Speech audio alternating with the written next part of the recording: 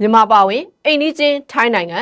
တရုတ်စင်ကာပူဗီယက်နမ်ယူကေအမေရိကန်နဲ့ဒိန်းမတ်စတဲ့နိုင်ငံတွေမှာတကြောပြန်ကိုဗစ်မျိုးကွဲသစ်အိုမီခရွန်ရဲ့မျိုးစိတ်ကွဲ JN1 နဲ့ AEC မျိုးစိတ်ကွဲရောဂါပိုးကူးစက်ပြန့်ပွားနေတာတွေ့ရတယ်လို့ကမ္ဘာ့ကျန်းမာရေးအဖွဲ့ WHO ကအသိပေးထားပါတယ်။မြန်မာမှာတော့ကိုဗစ်မျိုးကွဲသစ်ကူးစက်ခံထားရသူတဦးရှိတယ်လို့ကျန်းမာရေးဝန်ကြီးဌာနကထုတ်ပြန်ထားပါတယ်။ထိုင်းနိုင်ငံမှာတော့ယောဂဖြစ်ပွားသူဦးရေ3သိန်းကျော်ရှိပြီးလက်ရှိအချိန်ထိသေဆုံးသူ28ဦးရှိတယ်လို့ထိုင်းသတင်းတွေမှာဖော်ပြပါတယ်။ဒါဟာမြန်မာပါဝင်ကမ္ဘာမှာလူပေါင်း9တန်းလောက်သေဆုံးခဲ့တဲ့ကိုဗစ် -19 ဖြစ်ပွားပြီး9နှစ်အကျော်ကြာမှာတကြော့ပြန်ကိုဗစ်မျိုးကွဲသစ် JN1 နဲ့ AEC မျိုးစိတ်ကွဲရောဂါပိုးပြန်လည်တွေ့ရှိလာတာဖြစ်ပါတယ်။ကိုဗစ်မျိုးကွဲသစ်ကကိုဗစ် -19 နဲ့ကူးစက်ပုံမျိုးအတူတူဖြစ်ပြီးကူးစက်မှုနှုန်းမြန်တယ်လို့ဆရာဝန်တွေကပြောပါတယ်။ယောဂပြင်းထန်မှုနှုန်းကကိုဗစ် -19 လောက်မပြင်းထန်ပေမဲ့အသက်သေဆုံးသူတွေရှိတာကြောင့်ကူးစက်မခံရအောင်ကြိုတင်သတိပြုနေထိုင်ဖို့ကိုလည်းဆရာဝန်တွေကအသိပေးထားပါတယ်။တကြောပြန်ကိုဗစ်မျိုးကွဲသစ်ကအသက်65နှစ်နဲ့အထက်သက်ကြီးပိုင်းတွေ